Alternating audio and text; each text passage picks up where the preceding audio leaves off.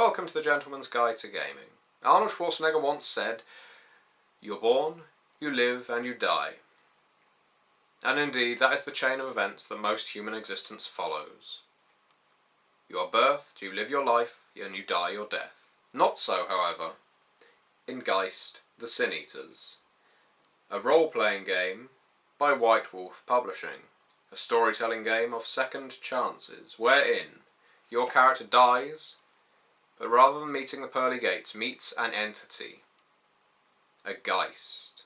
And this alien creature that is somehow familiar to you offers you the opportunity to come back, to rejoin the mortal coil, provided you are willing to share your body and soul with the Geist. Really, it's a non-question. Who wouldn't want for a second chance at life? And so, most accept the offer and are returned as Sin Eaters. Humans that are capable of seeing the dead, seeing the mortal coil of other human beings, how close other humans are to death. Not only are they able to see spirits and Avernian gates to the Underworlds, but also they are able to interact with spirits, and spirits are able to interact with them. You see, ghosts are the restless dead, and they are mostly restless because they have things they have yet to accomplish, and that is where your characters come in. As Sin Eaters, you can help the dead, you could banish the dead back to the Underworld, or you can destroy the dead, perhaps even devouring their plasm in so doing if you are particularly depraved. But I get ahead of myself. The book itself begins with an introduction, as all White Wolf books do. And the introduction in this one contains the fiction that you mostly find in these settings, except in this book in particular, it is short and punchy. There are a few different paragraphs with different Sin Eaters presented and different ways that the Sin Eaters see the world around them and act with the world around them. And where most people would expect a game like this to be like Wraith and quite morbid and maudlin because it is about death, quite the contrary. Geist is a game about celebrating life. There is a reason Sin Eaters join groups known as crews. Crews in the Carnival sense of the word, crew with a K. And it is because the Mardi Gras atmosphere of this game, the Day of the Dead festival atmosphere of this game, is pervasive throughout the entire game. It is a game about celebrating life because you have been brought back and you are capable of seeing all of the things, all of the opportunities you missed the first time around. You are capable of enjoying life. You wish to eat, you wish to drink, you wish to make merry, for tomorrow you may well be dead, as well you know. And your Geist wants this too. Your Geist did not just come back, ferried along out of pure altruism, just to give you a few gifts. No, the Geist wants to live as well. The Geist wants to get drunk. The Geist wants to sleep with a woman. The Geist wants to feel the satisfaction of punching another man in the face. The Geist wants to feel that pleasure of sliding a knife between the ribs of a fellow man. You see, the Geist isn't some nice being.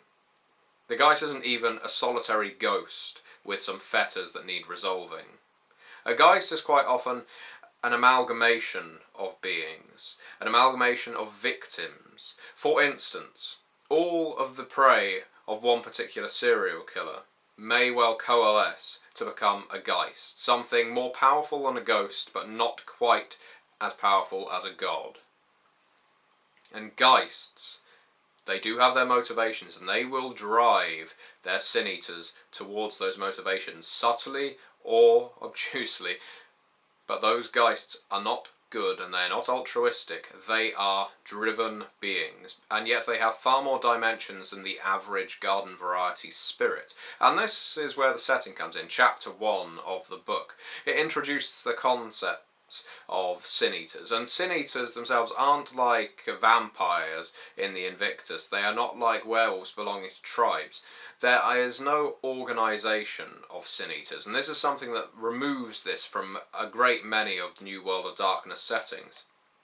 There is no overarching conspiracy. There is no large organisation that tells Sin Eaters what to do. Far from it. Crews of Sin Eaters are far more like gangs in a film like The Warriors, because they divide up territory.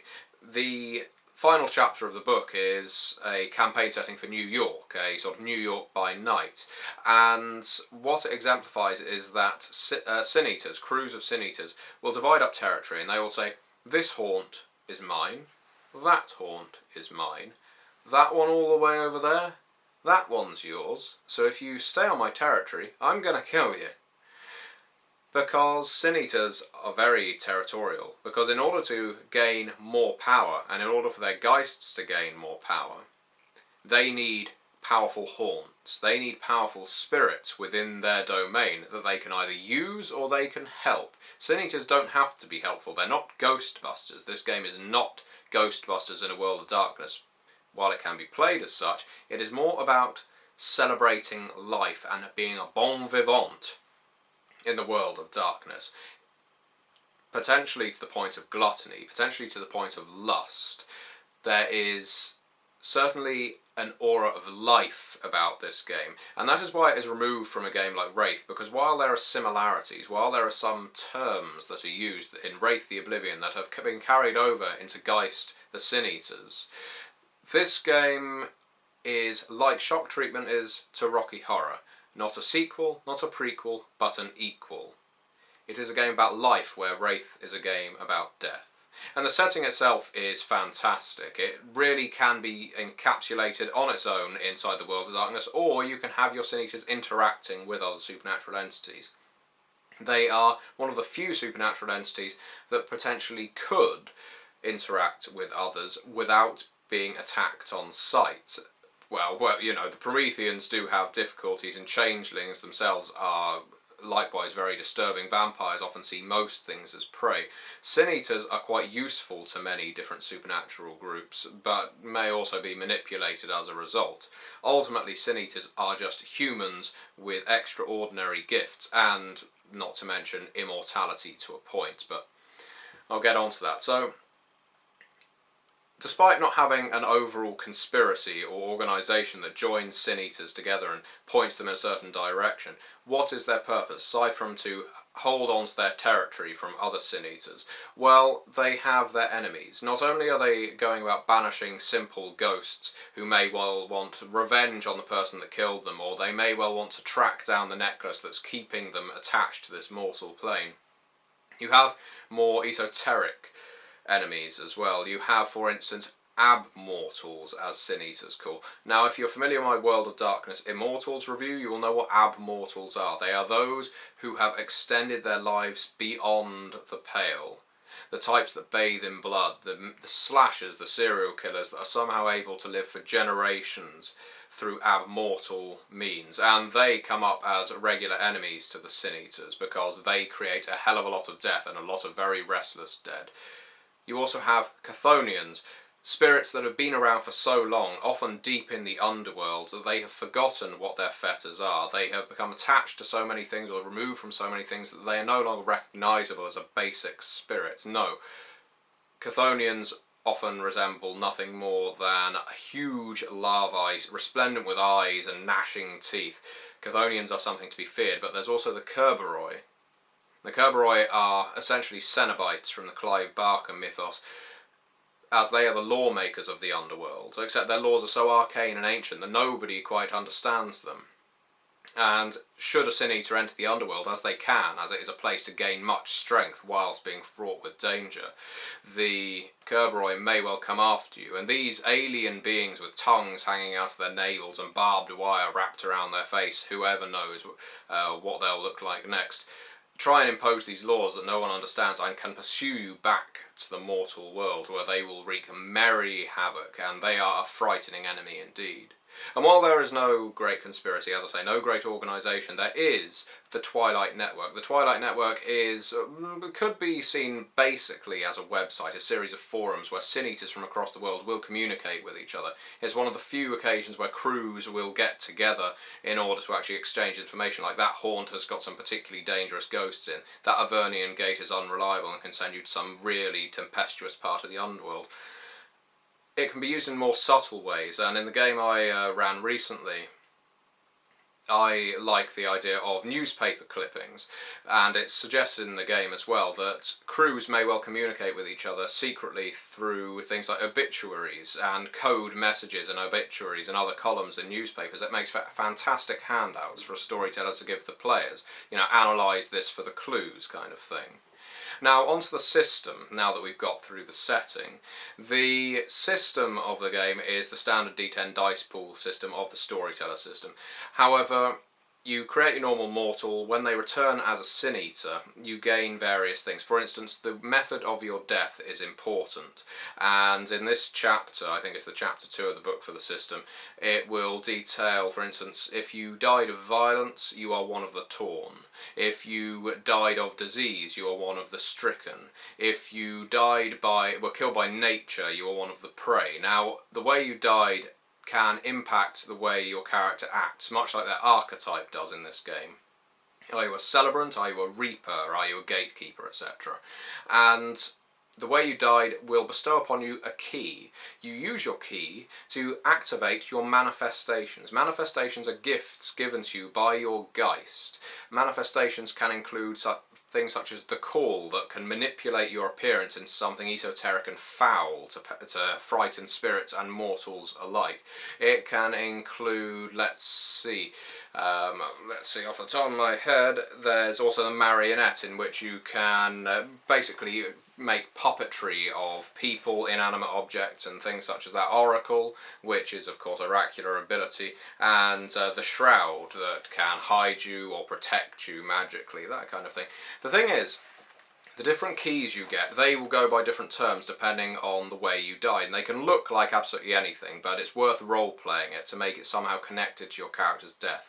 So if, let's say, my character fell into some industrial machinery, he fell into a great big meat grinder, his key is a bloodied cog, and it's an industrial key. Now, if I use industrial with the manifestation of marionette, then I can telekinetically move inanimate objects that are man-made. See, industrial plus marionettes. Now, if I, for instance, died in the heat of passion, let's say I was making love when I was stabbed by my angry lover, then perhaps a condom wrapper is my key for passion, and I want to use it with call, and that would make me incredibly attractive or perhaps influence the emotions of others.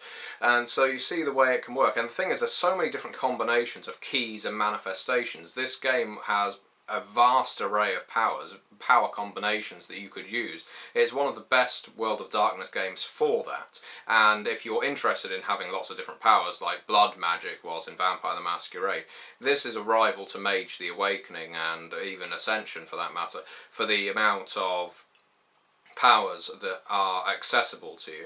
You have some other stats as well, such as your psyche, how strong you are, but of course how strong you are makes you more removed from this mortal coil, makes you closer to the underworld, makes you more unhinged. Essentially it's the same as blood potency. You gain more power, but at what cost? There's synergy, how close you are to your Geist, and the closer you are to your Geist, the less likely it is that the Geist is going to try and push you around and manipulate you, because you're presumably offering each other something. And then there's plasm, your blood points, as it were. Your plasm can be obtained from devouring ghosts, from visiting haunts, from laying ghosts to rest. That is, as I say, your blood pool, the thing that fuels your powers and, again, makes them more powerful. The system in this game is quite refined and decent. I do like the Geist the Sin-Eater's system. And yeah, the sheer number of combinations of powers make this game something you can keep coming back to with different types of characters. Having different templates, different thresholds for the way your character died, like the prey, the stricken, the forgotten, the silent, etc. It does create a great amount of variety. Now, after the system, you have a great storytelling chapter as well. There's some brilliant ideas in this book that just fly out of the page at you. As I say, you don't have to play this as a Ghostbusters game. You could play a game based around a flesh fair or flesh market or carnival kind of atmosphere, Mardi Gras, and drinking the rum, pouring it down the drain so that it flows to the cemetery where the ghosts can drink of it as well. It's such a evocative image for me. You then have a chapter on the Underworld, and alas, I'm running out of time. Book of the Dead covers the Underworld more. I don't have it. I would love to get it one day. I don't want it in PDF, however, but this book is good. Buy it. Thanks.